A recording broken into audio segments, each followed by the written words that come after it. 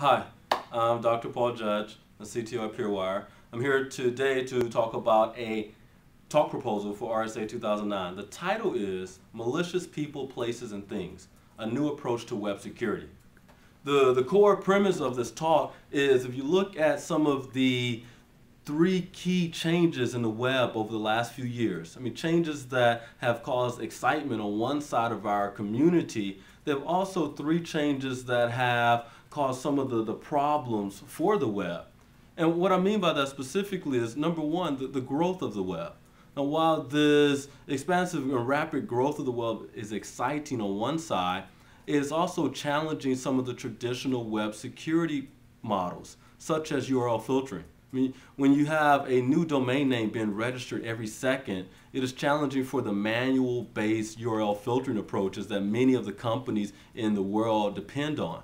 Now, secondly, if you look at the amount of user-generated content, now while that is exciting because it's brought us applications like Wikipedia, it also challenges and disrupts the trust model that the web has been based on for years.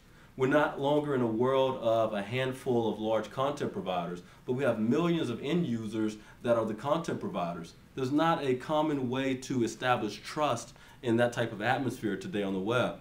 And then lastly, the change and emergence of web applications.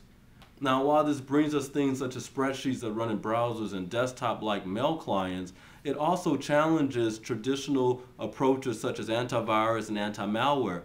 These approaches expect a file to be downloaded and being able to scan that file and analyze it.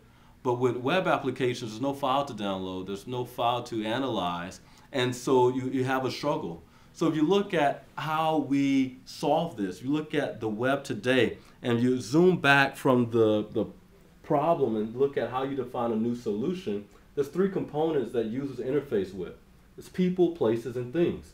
Places being the destination that you type into the browser, the website that you're visiting. People being the person that generated this content, and things being the application that you're going to run or download. So in this talk, we explore how to build security intelligence around each of these places.